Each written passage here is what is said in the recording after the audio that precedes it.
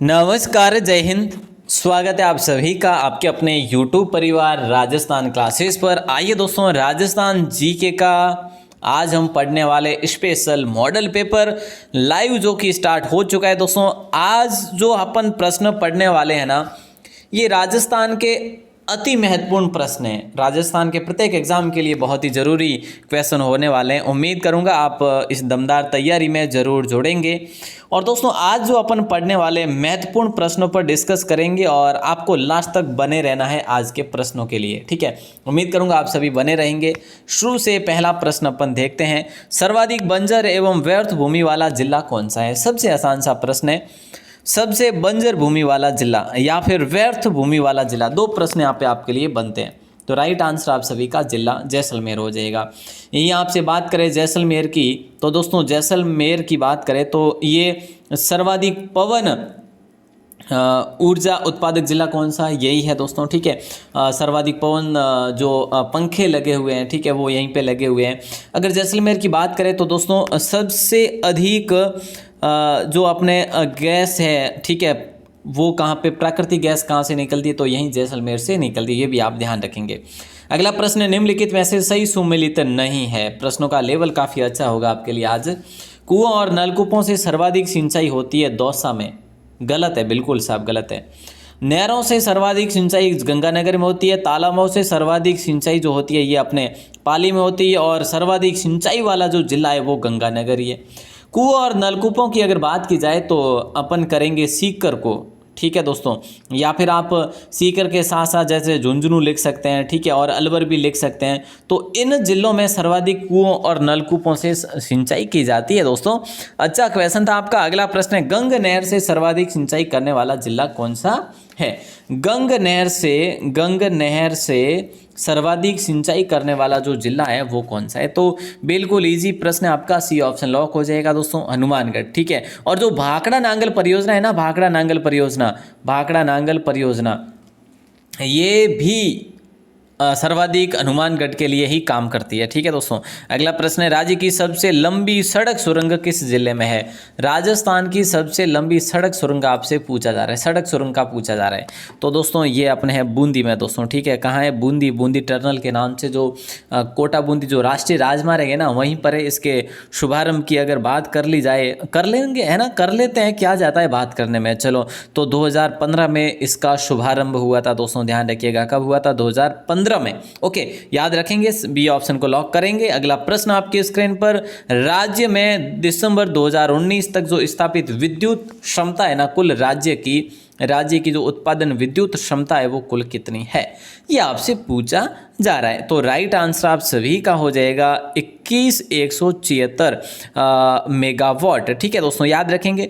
लेकिन एक चीज़ और कह लूँ आपको बीच क्लास में कि अगर जुड़े हैं तो लास्ट तक बने रहिएगा, और अगर शुरू से जुड़े तो भी लास्ट तक बने रहिएगा। अगला प्रश्न आपकी स्क्रीन पर, राज्य में सर्वाधिक निर्यात वाली वस्तुएं कौन सी है। राजस्थान में सर्वाधिक निर्यात वाली जो वस्तुएं हैं ना वो कौन सी है दोस्तों, वस्त्र भी है, रत्न आभूषण भी है, ठीक है। तो मतलब अपना राइट आंसर होगा ए और बी, ए एंड बी, मतलब ए एंड बी मतलब कि क्या हो जाएगा, सरकारी ऑप्शन इज द लॉक।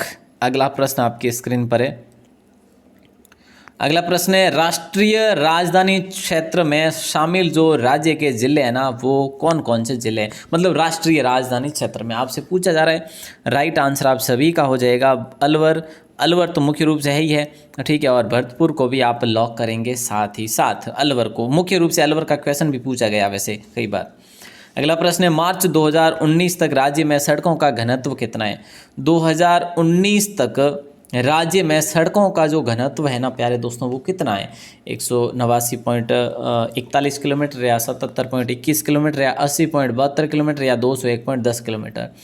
तो दोस्तों राइट आंसर आप सभी का हो जाएगा बी ऑप्शन, 77.21 किलोमीटर, ठीक है।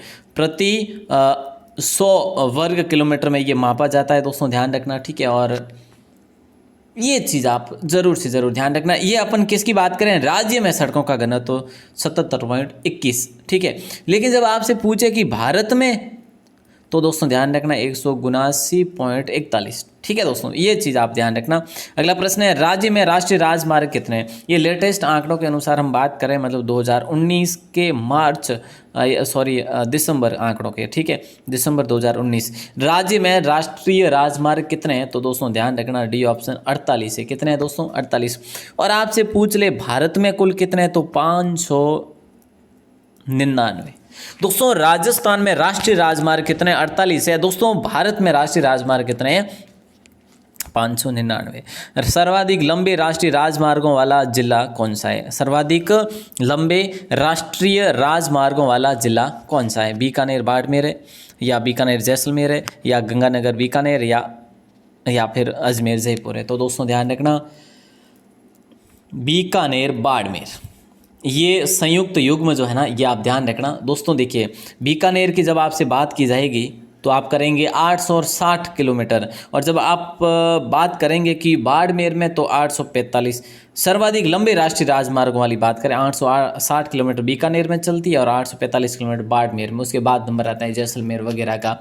ठीक है भैया, ओके। अगला प्रश्न आपकी स्क्रीन पर है, राज्य में सर्वाधिक लंबा और छोटा राष्ट्रीय राजमार्ग कौन सा है? ये आपको बताना है। सबसे लंबा, पहले तो क्रमशः आपको बताना है सबसे लंबा राष्ट्रीय राजमार्ग और सबसे छोटा राष्ट्रीय राजमार्ग। तो प्यारे दोस्तों, राइट आंसर आप सभी का NH 11 हो जाएगा लंबाई में, और NH 919 हो जाएगा ये सबसे छोटा वाला। तो सबसे छोटा जो है ये अलवर में NH 11 की बात करें तो दोस्तों ये जैसलमेर से लेकर रेवाड़ी से होते हुए हरियाणा तक मतलब जाता है।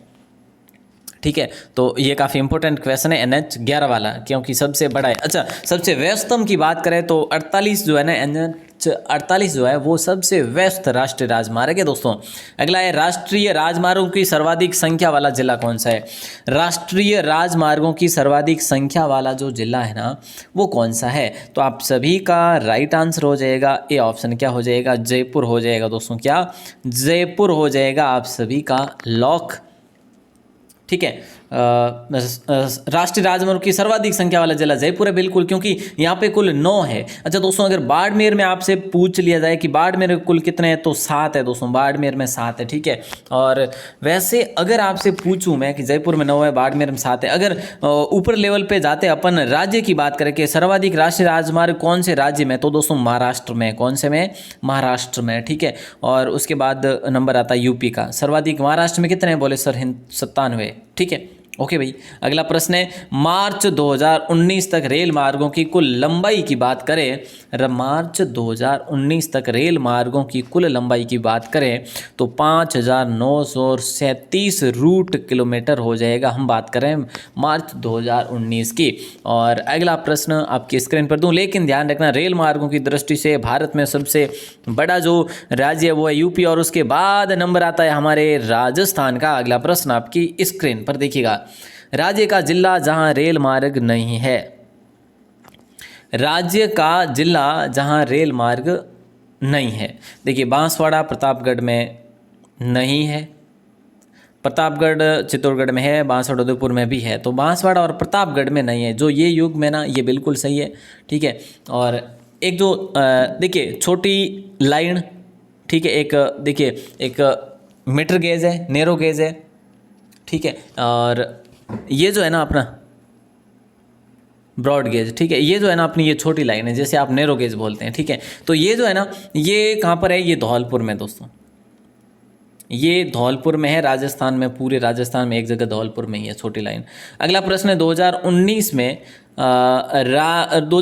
में राज्य में पर्यटकों की संख्या रही है। वर्ष 2019 में पर्यटकों की जो संख्या रही ना, वो कितनी रही, ये आपको बताना है। 538.26 लाख, या 428.26 लाख, या 585.26 लाख, या 524.26 लाख। तो आप सभी का राइट आंसर हो जाएगा 538.26 लाख। बिल्कुल इजी सा प्रश्न है दोस्तों। और अगर आपसे पूछेंगे, देखिए वर्ष 2019 में राज्य में पर्यटकों की संख्या की बात करें तो 538.26 लाख हो जाएगा। जब आपसे पूछे विदेशी पर्यटक कितने रहे और अपने स्वदेशी पर्यटक कितने रहे, तो दोस्तों ये रहे 16 लाख और ये अपने रहे हैं 522 लाख। ठीक है, ये इतना आप ध्यान रखेंगे। अगला प्रश्न है, राज्य में सर्वाधिक विदेशी पर्यटक किस जिले में आते हैं? अपने राजस्थान में सबसे ज़्यादा विदेशी पर्यटक कहाँ पर आते हैं, कौन से ज़िले में आते हैं, ऐसे वो 2 कौन से ज़िले जहाँ पर सर्वाधिक आते हैं?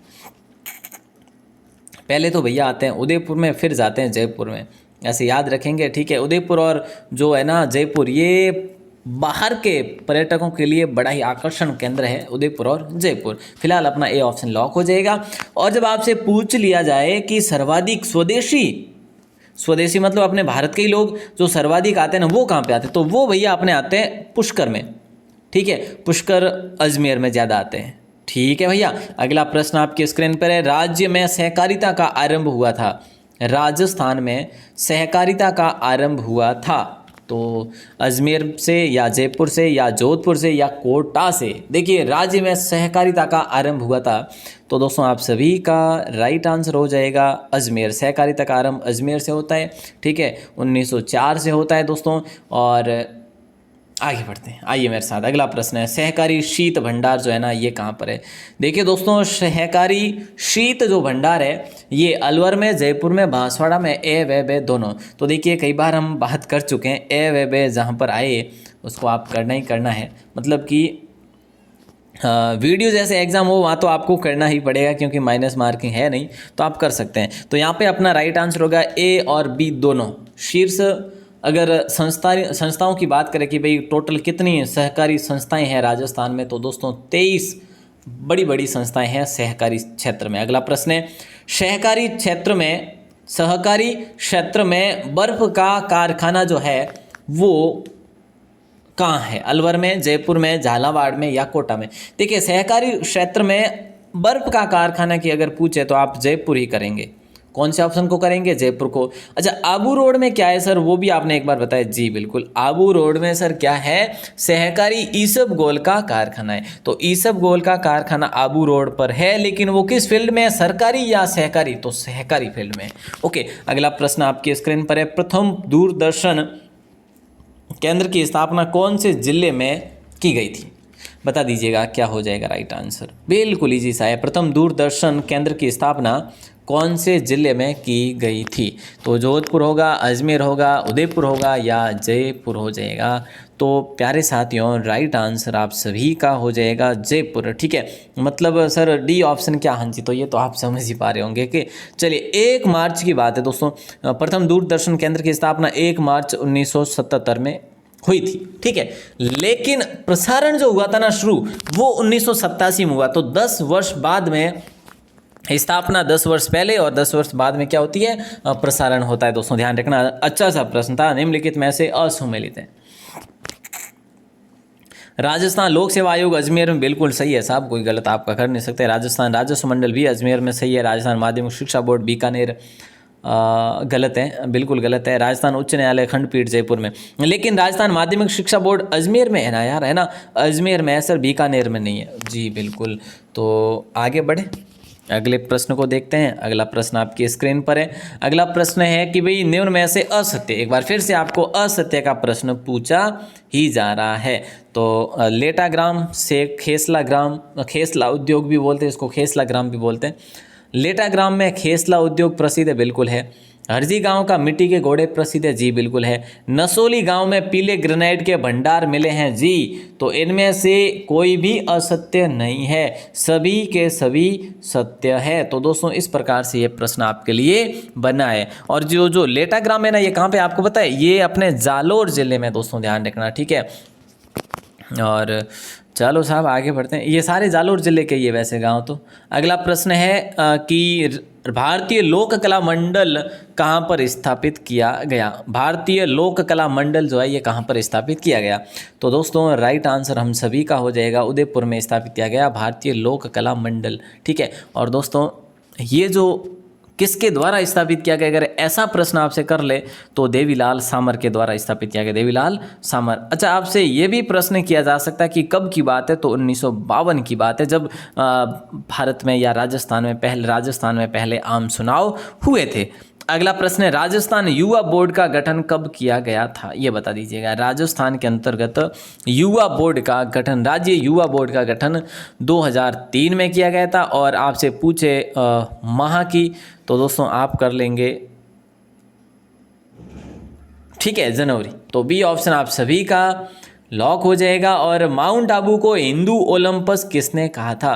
आप लोग तो बस ये बता दीजिएगा हमें, हीरा चंद ओझा ने कहा, या दशरथ शर्मा ने, या फिर कर्नल जेम्स टॉड ने, या सर थॉमस रो ने।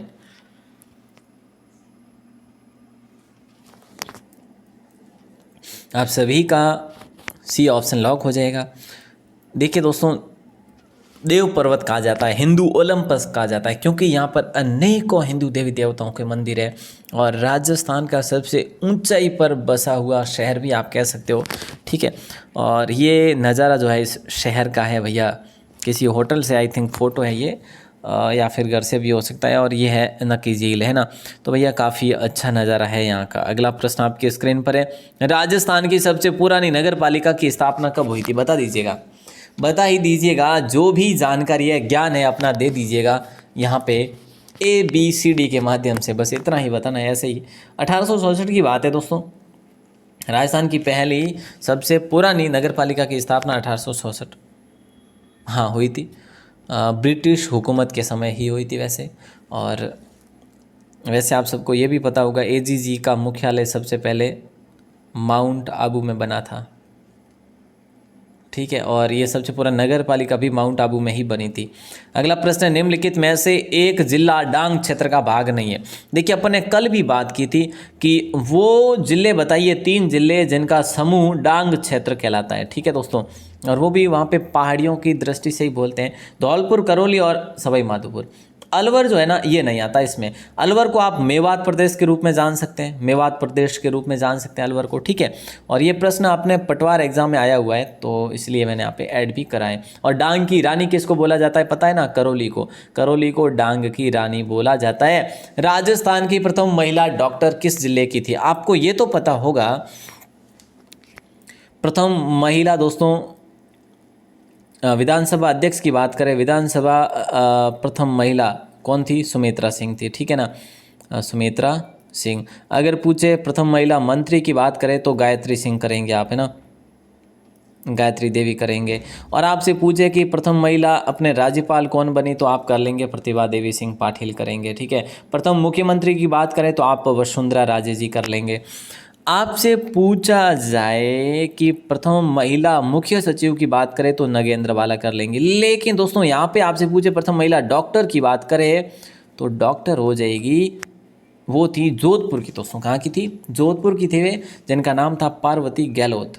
पार्वती गहलोत, इन्होंने ब्रिटेन में अपनी डॉक्टरेट की पढ़ाई करी थी। 1928 की बात है ये जब बनी थी। ठीक है दोस्तों, चलो आगे बढ़ते हैं। गांधी जी की मानस पुत्री, है ना, गांधी जी की मानस पुत्री किसे कहा जाता है ये आपको बताना है। श्रीमती सत्यभामा, श्रीमती किशोरी देवी, लक्ष्मीबाई या भगवती देवी। गांधी जी की मानस पुत्री बोला जाता है श्रीमती सत्यभामा को। ये सत्यभामा जो थी ना, ये बूंदी से बिलोंग करते थे। ठीक है दोस्तों, और इन्होंने जो ब्यावर में जो आंदोलन हुआ था ना, उसमें इन्होंने बहुत बढ़िया तरीके से भाग लिया था, नेतृत्व किया था उस आंदोलन का। ये आंदोलन लगभग 1930-32 में हुआ था, वैसे ध्यान रखना। ठीक है दोस्तों, अगला प्रश्न है, पद्मश्री से सम्मानित जो प्रथम महिला है ना, वो कौन है? इनमें से वो कौन सी महिला है जो पद्मश्री से प्रथम महिला सम्मानित की हुई है? श्रीमती सत्यभामा, श्रीमती किशोरी देवी, श्रीमती रतन शास्त्री या नगेंद्र बाला। तो राइट आंसर अपना रतन शास्त्री जो हो जाएगा, हीरा लाल जी की पत्नी, सॉरी धर्मपत्नी हीरा लाल जी की धर्मपत्नी हो जाएगा। और वैसे दोस्तों है ना, इनको पद्म विभूषण भी मिला हुआ, तो दोनों पुरस्कार प्राप्त करने वाली प्रथम महिला थी ये। ठीक है, 1958 में मिला था ये, सॉरी 55 में मिला था ये जो है ना पद्मश्री, और पद्म भूषण जो है, पद्म विभूषण जो है वो आपने मिला था 1975 में। ठीक है, तो ये चीज़ आप ध्यान रखेंगे। अगला प्रश्न है, और मैं आपको बता दूं कहीं ना कहीं आपके लिए लास्ट क्वेश्चन होगा आज का। चलिए, तो सही जवाब वैसे लास्ट नहीं रखेंगे भैया, 5 क्वेश्चन और करा लूँगा मैं आपको। राजस्थान में स्पीड पोस्ट सेवा की शुरुआत कब की गई थी? बता दीजिएगा। मतलब यहाँ पे तो बिल्कुल ईजी सा प्रश्न है, राजस्थान में स्पीड पोस्ट सेवा की शुरुआत कब की गई थी?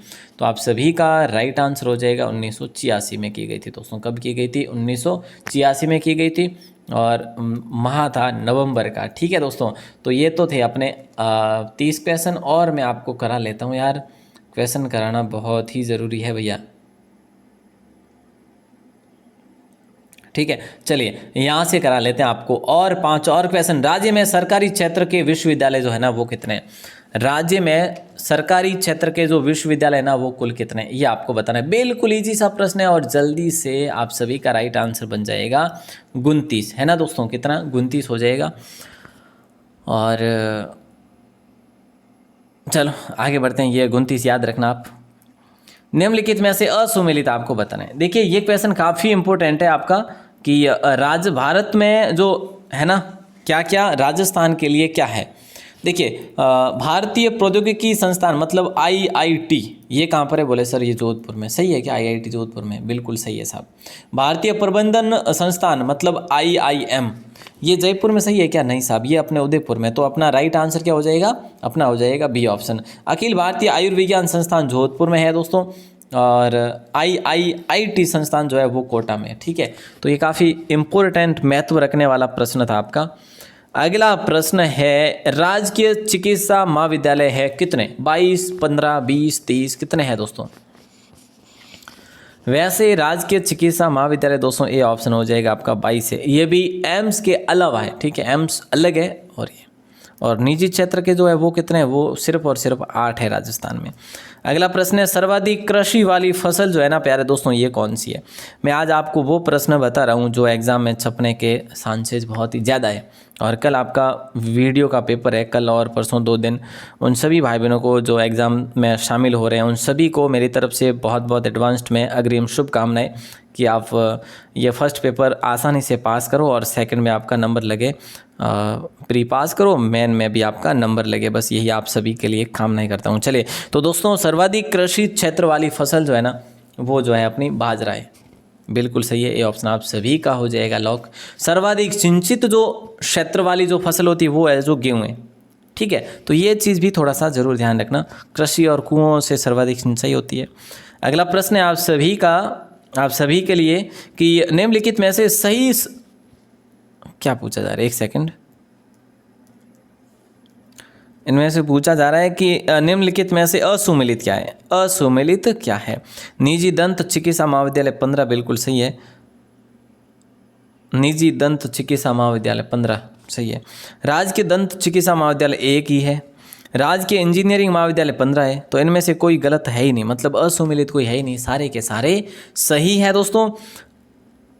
ठीक है, और अब जो है अपना क्वेश्चन देख लेते हैं कल का। मैंने जो आपको बताया था प्रश्न, मैंने आपसे जो पूछा था प्रश्न, क्या पूछा था आप सभी को पता होगा कि सर आपने ये प्रश्न पूछा था। अरे यार, चलिए यहाँ पे मैंने ये प्रश्न पूछा था कि भुवन कीर्ति महाराणा कुंभा के शासक थे। मतलब भुवन कीर्ति जो थे ये किसके शासक थे? तो भुवन कीर्ति महाराणा कुंभा के शासक थे। सबसे पहले यहाँ पे आंसर देने वाले हैं मानवी SG NRG, R गुर्जर जी, अतिथि मीना जी, रामावतार जी और सुरेंद्र फैक्ट जी, SK बाईसा जोधपुर और पंकज शर्मा जी, राकेश जी और महेंद्र जी, चेतना चौहान, RJ क्लासेज लवर। आप सभी का बहुत बहुत शुक्रिया, ऐसे ही एक्टिव रहा करें। और आज का प्रश्न मैंने दे दिया है बस आपके लिए, जल्दी से जवाब दे दो। कांग्रेचुलेशंस बाद में बोल लेना यार। ये लो आज का प्रश्न आप सभी के स्क्रीन पर। आपको कहाँ बताना है पता है? आपको आज लाइव में ही बताना है। कल आपकी इसकी लिस्ट रहेगी। राजस्थान में राजकीय यूनानी मेडिकल कॉलेज कहाँ स्थापित किया गया? ठीक है, तो ये आपको बताना है। ठीक है दोस्तों, लाइव में ही बताना है। देखते हैं किसको कितना नॉलेज है करंट के बारे में, और इसकी लिस्ट जो है अपनी कल बन के आ जाएगी। तो दोस्तों चलते हैं। उम्मीद करूंगा आपको क्लास अच्छी लगी होगी। सुपरफास्ट भी बताया मैंने और एडवांस्ड भी काफ़ी जानकारी दी है। और आप पहली बार हैं राजस्थान क्लासेस पर तो चैनल को सब्सक्राइब ज़रूर करें यार। मैं नहीं बोलता लेकिन कभी कभी याद आ जाता है तो बोल देता हूं। तो आप लोग भी ऐसा संकोच ना करें सब्सक्राइब करने का, सब्सक्राइब जरूर कर लीजिएगा और बेल प्रेस भी दबाना ताकि आपको टाइम टू टाइम नोटिफिकेशन मिल सके। और वेबसाइट पर जो टेस्ट होते हैं ना वो भी ज़रूर दिया करो यारों। ठीक है, तो आप सभी ज़रूर एक्टिव रहा करें। अपना जो टारगेट वनपाल, वन रक्षक और कांस्टेबल, तो उसके लिए आप सभी का सहयोग और विश्वास बना रहना बहुत ज़रूरी है। आप सभी का दिल से बहुत बहुत शुक्रिया।